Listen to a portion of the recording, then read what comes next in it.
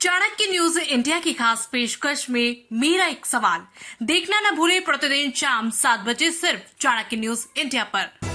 नमस्कार, जय हिंद, वंदे मातरम। आप देख रहे हैं चाणक्य न्यूज इंडिया और मैं हूं अशोक मिश्रा। और सबसे बड़ी चर्चा जो आज चल रही है गौतम अडानी पर न्यूयॉर्क में धोखाधड़ी का आरोप लगा है।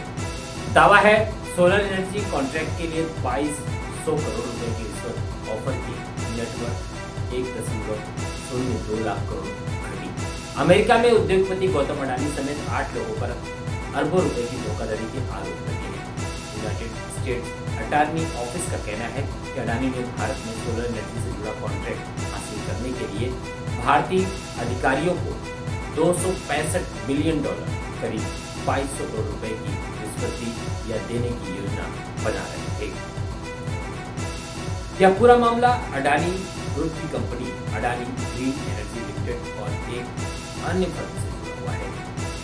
24 अक्टूबर 2024 को न्यूयॉर्क की फेडरल कोर्ट में यह केस दर्ज हुआ। इसकी सुनवाई में अडानी, उनके भतीजे सागर अडानी, विनीत एस जैन, रंजीता गुप्ता, सायरी कैबेनिस, सौरभ अग्रवाल, दीपक मल्होत्रा और रुकेश अग्रवाल को आरोपी बनाया गया है।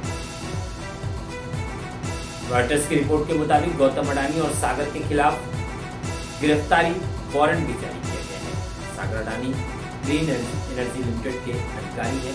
अडानी पर आरोप है कि रिश्वत के इन पैसों को जुटाने के लिए उन्होंने अमेरिकी निवेशकों और बैंकों से छूट लिया है।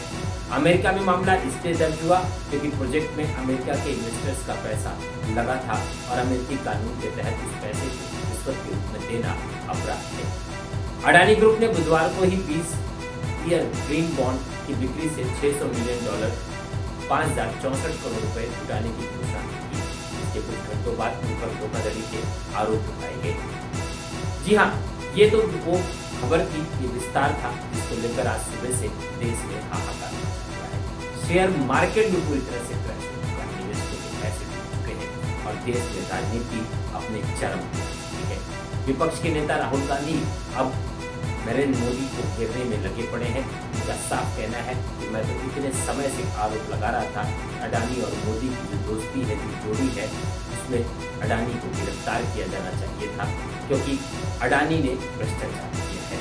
और यहाँ तक कि राहुल गांधी ने प्रेस कॉन्फ्रेंस करके ज्वाइंट पार्लियामेंट कमेटी की मांग भी रखी है। अब मैं आपको बताना चाहूंगा अपने दर्शकों को कि मामला जब भारत का है तो मुकदमा अमेरिका में।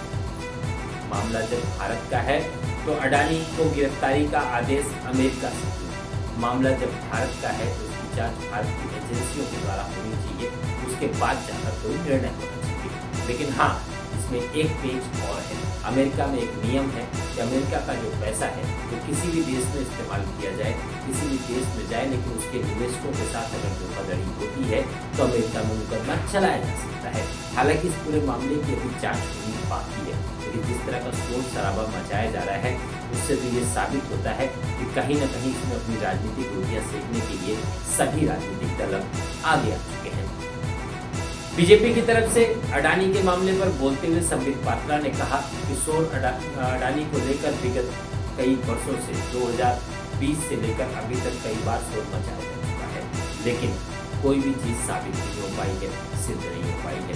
अमेरिका की एक कंपनी ने सर्वे रिपोर्ट के जारी की थी 2023 के अंदर, माफी चाहता हूँ 2022 के अंदर, जिसमें अडानी की कंपनी को डिफॉल्टर बोला गया था और ये कहा गया था कि अडानी ने धोखाधड़ी की है जिसकी जांच होनी चाहिए। वो कंपनी भी सर्वे कंपनी भी वो अमेरिका की थी, इकोनॉमिक सर्वे करती है, वो भी अमेरिका की कंपनी थी। और आज फिर अमेरिका में ही इस तरह का आरोप लगा है।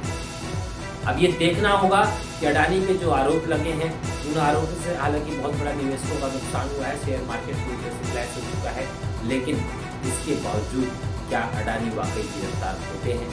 क्या अडानी की गिरफ्तारी हो पाती है? क्या अडानी के लगे आरोप सिद्ध हो पाते हैं? ये सब अब आने वाला वक्त बताएगा। लेकिन इन सब चीज़ों से एक बात तो सिद्ध हो गई, वो ये सिद्ध हो गई कि इस देश में मौका परस्त की राजनीति शायद कभी सफल नहीं होगी। किसी भी मामले की जांच बाद में होती है, उसका पोस्टमार्टम हमारे राजनीतिक नेता पहले कर डालते हैं। किसी भी मामले की रिपोर्ट बाद में आती है, उस पर जो उसका पोस्टमार्टम करना होता है वो हमारे सभी सफल राजनेता बिल्कुल मिनट में कर डालते हैं। अब मेरा सवाल सिर्फ आप सबसे इतना है कि अगर वाकई में ऐसा कुछ था, ऐसे सबूत आपके पास हैं, इन सबको आपने अपने पास क्यों रख रखा है? किस बात का इंतजार करते हैं? आखिर कोर्ट है, सुप्रीम कोर्ट है, राष्ट्रपति है, इस देश में भी संविधान है, कानून है, कायदा है। अगर आपको लगता है कि अडानी गलत कर रहे हैं या अडानी के आरोप सिद्ध हो चुका है तो उसके सबूत आपके पास है, तो आपने वो संसद में क्यों नहीं रखा? आपने वो सुप्रीम कोर्ट के सामने, अदालत में क्यों नहीं रखा? आपने वो सब चीजें देश की जनता के सामने आखिर क्यों नहीं रखा? सिर्फ बयानबाजी करने से काम नहीं चलता है। फिलहाल ये राजनेताओं का काम है, उनका बयानबाजी करना। हमारा आपका काम है मामले को विस्तार से आम जनता तक पहुंचाना, जो कि हम पूरी ईमानदारी से कर रहे हैं। चाहे अडानी हो, चाहे कोई भी हो, आरोपी कोई भी हो, वो बच नहीं सकता। इस देश में कानून व्यवस्था इतनी मजबूत है। फिलहाल इस मामले पर कल फिर लौटूंगा और अधिक जानकारी के साथ। तब तक के लिए दीजिए मुझे इजाजत। जय हिंद, वंदे मातरम।